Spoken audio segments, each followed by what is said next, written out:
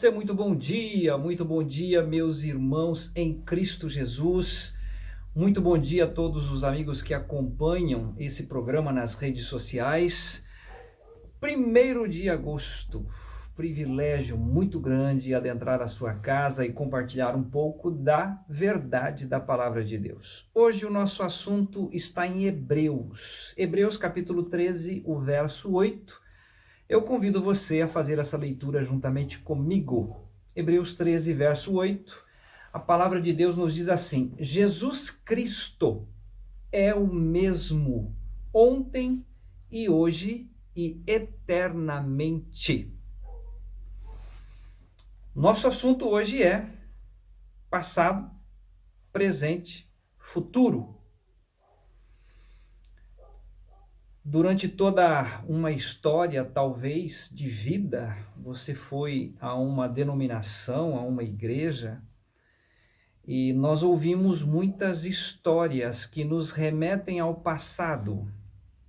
E o passado é algo extremamente importante para que os nossos olhos sejam abertos para o dia de hoje e gerar em nós uma esperança com o dia de amanhã. E eu gostaria de trazer hoje à memória algumas coisas do passado que realmente faz para nós todo sentido e tinha um objetivo de nos alcançar. Lembrando da Escritura, você que conhece um pouco, desde o Éden, Velho Testamento, nós temos ali Moisés, nós temos Josué, nós temos os juízes, nós temos os profetas, nós temos o profeta Isaías, que começa então mais precisamente pontuando um menino que iria nascer. O nome dele é Emanuel. E no próprio livro do profeta Isaías nós temos uma obra que é do sacrifício, Isaías 53, onde ele se refere à pessoa do Senhor Jesus Cristo. Ele tomou sobre si as nossas dores e as nossas enfermidades, levou sobre si, e nós o reputamos por aflito, ferido de Deus e oprimido, falando a respeito da pessoa do Senhor Jesus Cristo. Depois nós temos então outros profetas, como o profeta Jeremias, o profeta Ezequiel, quando ele vai falar de uma profecia que Jesus iria realizar, que é a troca do coração, tirando o coração de pedra e dando o coração de carne, pela obra da pessoa do Senhor Jesus Cristo. Depois então nós temos a sequência, Daniel, nós temos outros profetas menores, todos eles com seu objetivo, seu significado. E quando chega no Novo Testamento, então é relatado a pessoa, o nascimento da pessoa do Senhor Jesus Cristo, que vive conosco, opera muitos milagres e maravilhas, e finalmente ele tem aí o seu ministério, escolhendo os seus apóstolos, e finalmente ele chega no momento tão esperado, que é a sua morte, a sua crucificação e finalmente a sua ressurreição. E nesse momento da sua crucificação, ele usa um termo dito no livro de João: está consumado, ou seja, está pronto, está acabado. O que significa isto? Ele mesmo profetiza a nós dizendo o seguinte: eu vim buscar e salvar o que se havia perdido. O que se perdeu? O homem. O homem morreu, o homem foi destituído da glória de Deus, o homem nasce em pecado, o homem está separado de Deus, está totalmente morto em delitos e pecados, conforme nós vemos as descrições na palavra de Deus. Muito bem, Jesus diz então: está consumado. Ele vai à cruz e ele morre ali. Ao 3º dia ele é ressuscitado pelo poder de Deus, conforme descrito em Efésios e também em Colossenses. O que eu gostaria de trazer hoje para nós, o nosso assunto é o hoje, agora. Acredito que muitas pessoas estão vivendo a história do passado. O que aconteceu, quem foi Jesus, o poder que ele tinha, aquilo que ele realizou, aquilo que aconteceu, toda a obra salvadora. Mas toda essa obra salvadora tem um propósito de fazer algo tremendo na minha vida que nasci no século passado. Você talvez tenha nascido neste século. Eu já estou com 59 anos. O que faz sentido aquele passado? E aquele passado tem algo extremamente importante, porque aqui o Senhor Jesus está relatando através do apóstolo, capítulo 13 de Hebreus, o verso 8, da seguinte maneira: Jesus Cristo é o mesmo ontem.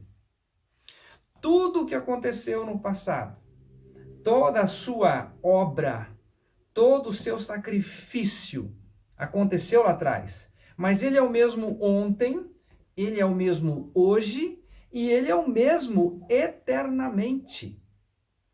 Significando o quê? Você que nasceu neste século, você que nasceu no século passado, a importância desse passado na minha vida e também na sua vida. Você se recorda de João 12:32?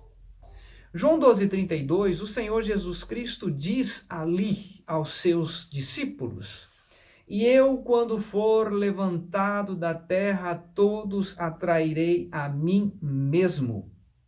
O versículo 33 vai dizer o seguinte: e dizia isto significando de que gênero de morte havia de morrer. Jesus estava ensinando naquela época que ele iria morrer na cruz do Calvário e que ao morrer na cruz do Calvário, ele iria atrair os seus discípulos, aquela geração, a geração passada, a minha geração e ainda a geração que virão pela frente. Por quê? Porque é um sacrifício, é uma obra salvadora, é uma obra de redenção, conforme descrito na palavra de Deus. Então, Jesus é ressuscitado ao terceiro dia e ele aparece então aos discípulos. Ele aparece então a mais de 500 irmãos que viviam naquela época, até o momento em que ele é assunto aos céus. E ali ele deixa então a missão aos seus discípulos, pregar essa boa notícia que é o Evangelho. Que boa notícia é essa? É que ele veio com um propósito, ele executou esse propósito e agora ele volta ao Pai e deixa os seus apóstolos continuarem a missão de entregar o quê? Uma salvação. Uma salvação que acontece na pessoa do Senhor Jesus Cristo. Não é uma salvação que eu possa realizar, ou que eu vou conquistar, ou que eu vou lutar para conquistar. Não, é uma salvação que já foi executada de um plano sobrenatural na pessoa do Senhor Jesus Cristo. E isto é descrito, então, pelos apóstolos. Nós encontramos, por exemplo, o apóstolo Paulo falando em Romanos capítulo 6, o verso 6, sabendo isto, que o nosso velho homem foi com ele crucificado, para que o corpo do pecado seja desfeito, a fim de que não sirvamos mais ao pecado. Isto significa que Paulo está testemunhando agora, gente, Jesus morreu, mas lá na cruz, quando ele morreu, o nosso velho homem foi com ele crucificado. Também ele descreve em Efésios capítulo 2, o verso 6, dizendo o seguinte: gente, Jesus Cristo não ressuscitou sozinho. Ele vai dizer no verso 6, e juntamente com ele nos ressuscitou e nos fez assentar nos lugares celestiais em Cristo Jesus. Ele está demonstrando, Jesus Cristo é o mesmo ontem, mas ele é hoje. Você pode ter uma experiência hoje, você pode ser transformado hoje, você pode experimentar a vida de Cristo hoje, agora, neste dia, 1º de agosto de 2021. E aí nós encontramos mais uma vez ele testemunhando de uma obra sobrenatural que é descrita em Colossenses. Você pode acompanhar na sua Bíblia, né, muito claramente, quando ele diz o seguinte, Colossenses 1, o verso 27, ele diz: Cristo em vós, a esperança da glória. Não é o Cristo que eu ouço falar há tantos anos, não é o passado, mas hoje, conforme ele descreve também a seu respeito. Em Gálatas capítulo 2, o verso 20, já estou crucificado com Cristo. Ele toma posse de uma obra que Jesus Cristo realizou na cruz do Calvário. Ele não estava no momento da crucificação, ele faz parte dos apóstolos, agora ele está testemunhando de um encontro que ele teve com a pessoa do Senhor Jesus Cristo, onde? Na cruz do Calvário. E ele diz, já estou crucificado com Cristo, é vivo, não mais eu, mas Cristo vive em mim, e a vida que agora vivo na carne, hoje, não é a história do passado da pessoa de Jesus que morreu na cruz, mas hoje a vida que agora vivo na carne, vivo-a na fé do Filho de Deus, o qual me amou e a si mesmo se entregou por mim.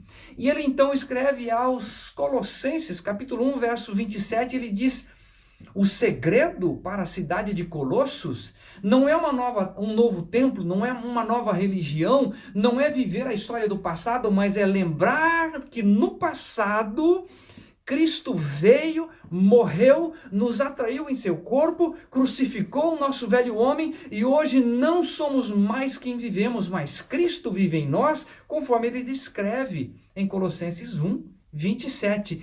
Cristo em vós, a esperança da glória. O que eu queria trazer para você hoje é que é muito lindo conhecer a história, o Velho Testamento, o Novo Testamento, tudo aquilo que realizou o Senhor Jesus Cristo. Mas não se esqueça, isso faz parte do passado, foi ontem. Agora, hoje, você pode experimentar essa graça de ter a vida de Cristo vivendo em você. E sabe do que mais? Projetar um futuro. E vivo não mais eu, mas Cristo vive em mim. E a vida que agora vivo, eu vivo-a na fé do Filho de Deus, o qual me amou e a si mesmo se entregou por mim. Ou seja, a certeza do amanhã, a certeza de tudo aquilo que está relatado na própria Escritura, que faz parte do passado, mas que nos projeta para o futuro, dando-nos a total esperança e descanso que nós estaremos face a face com o Senhor, através da pessoa do Senhor Jesus Cristo, de uma obra tremenda, maravilhosa, que já foi realizada em meu favor e em seu favor.